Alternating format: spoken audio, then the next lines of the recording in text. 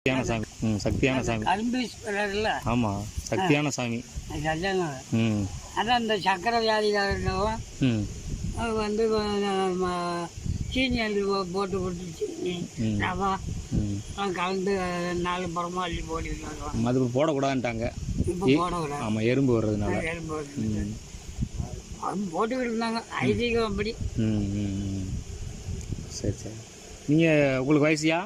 உங்களுக்கு வயசு? எனக்கா? எனக்கு வந்து 72 வயசு. 72 வயசு.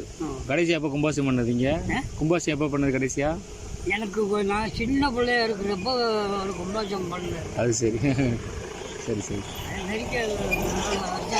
சரி சரி. எங்கள் பாட்டி என்னை தூக்கிட்டு வந்து காமிச்சது.